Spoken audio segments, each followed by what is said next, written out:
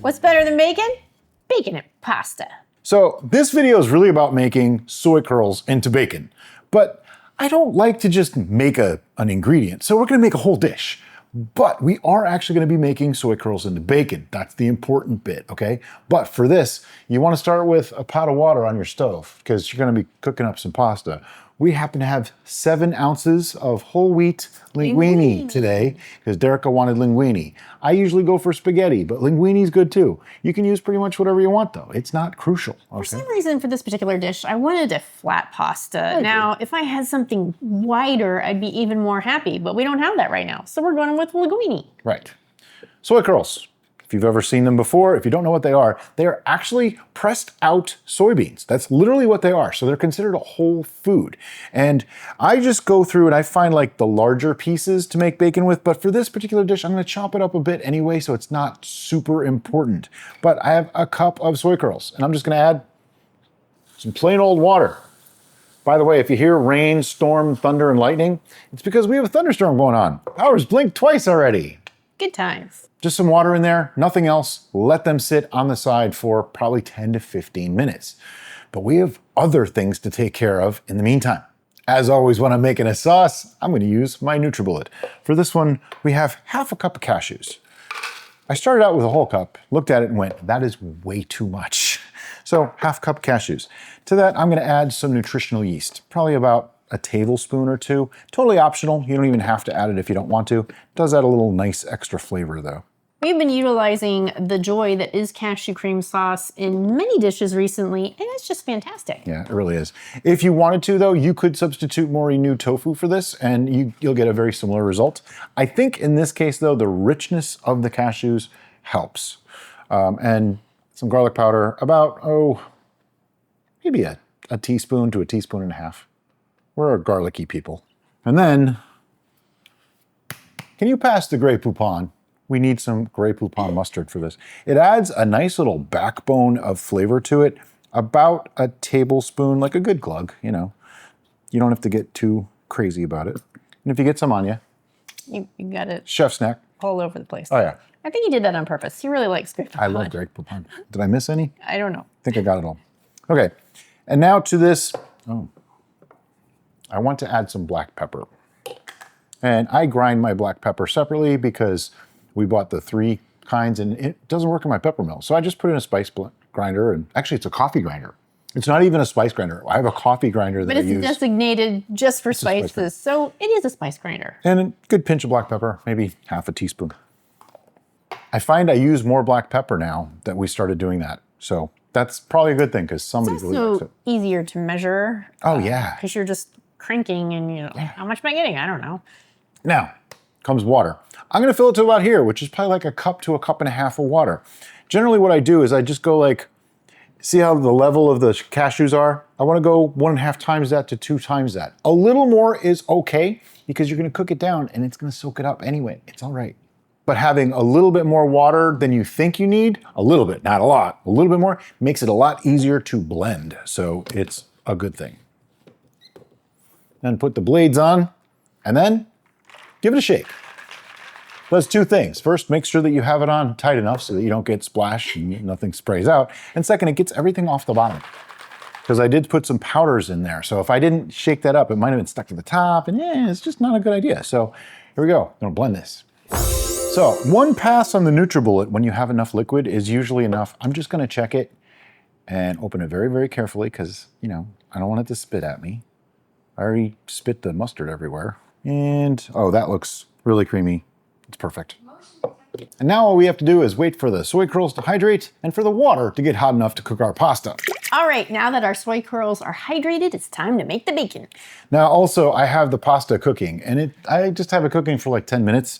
2.5 minutes of that is already passed, but it's okay. I bet you we'll be still ready for it. And what I'm gonna do is squeeze them out. This is a really important step. Yep. We actually, when we first started working with soy curls, we avoided this step because we thought it was silly. And I don't like messy hands. It is kind of annoying. But we had so many commenters say, you really need to do that step. So we tried it one time and they were right. It really makes a difference. And for this especially it does because we want the soy curls to absorb essentially the marinade, the sauce, whatever you want to call it, the seasoning. So by squeezing them out, it helps a lot for them to help absorb. And I just want to, get all the liquid out. Some people do this twice. They'll soak them again and then squeeze again. If the flavor bothers you, then do that. But in this, these are so flavorful that you're not going to notice. You don't really need to this time. Okay, one little piece left. Okay. And done. And I dumped that liquid out because it doesn't taste good. Okay. The flavors that we're going to add to this are going to make it taste bacony. So one of the things is maple syrup. Right, for that I'm going to use a tablespoon, maybe 2. You don't have to use a lot. It's just to tone down some of the other flavors. And I dump it right into the pan. Don't worry about it. See? Get a little taste of it that way. Next up is soy sauce. This happens to be tamari, but they're interchangeable in this case. This is going to give it the saltiness that is typical of bacon, and it's also going to give it more of a umami flavor, so it won't taste like just something bland, as soy curls are kind of a neutral base. Right. I just used about 2 tablespoons of soy sauce there. And then a little bit of garlic powder. Just going to sprinkle some on there, maybe a teaspoon or so. And I need black pepper again. Oh, put it back away. And like I said, just a sprinkle black pepper. Now I want to mix that through. Now, if the saltiness is an issue for you, you can try to find a low sodium version of the tamari. Yeah. But notice we are not adding additional salt because the tamari is bringing plenty of salty flavor to this dish. I just want to get them sort of covered. And something that I find helpful, not absolutely necessary, but something I find helpful is the burger press. Because I like to press it while it's on there, and I'll even do like a squeezing motion so that it presses liquid out and it sucks back in, presses out and sucks back in. Works really, really well. But anyway, I'm gonna put this on the stove on about medium heat right now. So once I have it on the stove, I have mine turned way up just because I want this to heat quickly. Sometimes I just put the sauce in the pan while it's on the stove and then I put the soy curls in. Doesn't really matter. I've made this a few times. It hasn't really changed all that much. I mostly just want to get them soaking it up while they cook a little bit, because what'll happen is the maple syrup and the soy sauce will kind of caramelize together and make this really lovely texture and flavor combination. So I'll just give that a couple minutes. Okay, once I start seeing some steam come off of this, I'm gonna turn the temperature down, just putting it down to like 5. Maybe that's 5 1/4 on mine, I'm not sure. And that's when I grab the burger press and I just kind of push them all towards the middle, making a nice round shape, get that burger press right in there. And now I'll push down. Some liquid comes out, and then when I lift up, it'll suck it back in. I just do that a few times. And now I'll just leave it like that for 3 to 4 minutes. And hopefully it'll start to sear and soak up all that liquid. All right, so every once in a while, what I want to do is move these around. And as you can see, all that liquid is being soaked up and evaporating. And I want to just move them around and then put the press right back on it again. All right, and then after another few minutes, I just start checking for liquid in there. And if I don't see any real liquid, I know it's done. Okay, at this point, if you wanted it to be crispy, which for this recipe we don't need, you can throw it in an air fryer or just on a baking sheet in the oven. Check on it every few minutes is the only real way to do it. It doesn't really need to be cooked any further. It just needs to be dried out to get the crispy sensation. We tried baking it and it got a little too done. I did it in the air fryer and I over caramelized some, okay? So a dehydration method might actually be the best method to use at this time. Just put a little water in the pan so it's easier to clean later. Got to think about stuff like that. Now, for this particular recipe, I don't really want it crispy, but you can do it if you want to. But I do want it a little smaller, so I'm just gonna rough chop just to more bite-sized pieces, really, like that, you know, like 1 inch or so, nothing major. And that's all I gotta do for the moment. But now our pasta's ready, our sauce is done, we got peas, we got spinach, and we got bacon. It's time to put it all together. First things first, you wanna put a pan over like medium, low heat. I'm at like 5.1 this time. And I have here some frozen green peas. I'm just gonna dump them right in. You can tell the pan is hot. And a couple of good handfuls of spinach. Whatever's left in this package. Yeah, I'm dropping them. It's a clean stove. We cleaned it just before we started cooking. I'll grab my tongs and just kind of move that around in the pan. I want to wilt that spinach, and we're cooking the peas, you know. Now I'm gonna add the sauce and just pour that right in. Honestly, this is probably good enough to eat already. And then our pasta, and give this a good mix. You wanna make sure everything is coated and everybody is distributed because that pasta sticks together. Notice, no oil. And I'm keeping this on the heat for now because I want to thicken this sauce a bit and I want to wilt that spinach still.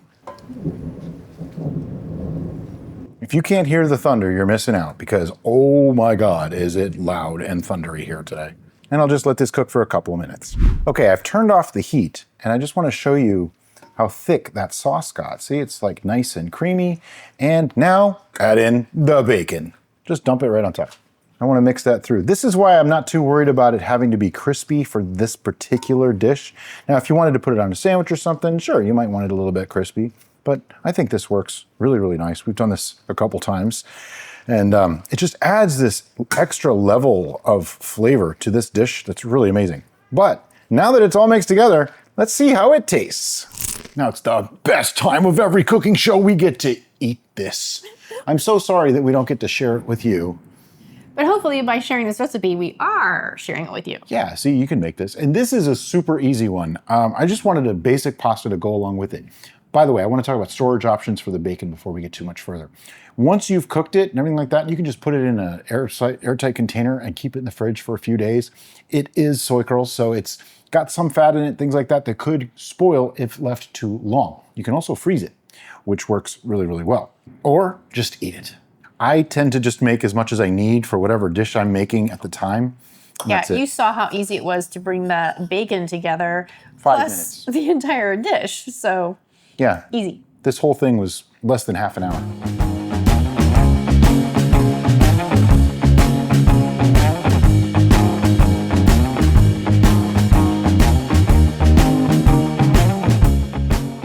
I'm always blown away by dishes like this. Yeah. If you get a surprise, unexpected guest, and you still want to impress them, but you have no time, make this dish. Yeah, it has this beautiful creaminess to the pasta. You get the like nice little sweet pop from the peas. The spinach in there just adds a little color. And then you get the briny saltiness of the bacon. Now, you can add liquid smoke into the bacon brine if you want to. That's kind of a thing that a lot of people like to do. I didn't this time, but you totally can. You can just put a couple squirts of liquid smoke in there and it's all good. To me, the soy sauce and maple syrup together with some garlic in there just really makes all the difference. This is just wonderful. Now, this dish exactly the way it is, you could refrigerate this if you really wanted to, but you're better off just eating it fresh because it's gonna be a lot better today than it would be in a few days. But if you had to refrigerate it, you totally can. But make this. It's soy curl bacon. You can use it on anything. Put it on sandwiches and all that kind of, I mean, seriously, it's bacon. As always, guys, thanks so much for watching, and we'll see you next time on The Bistro.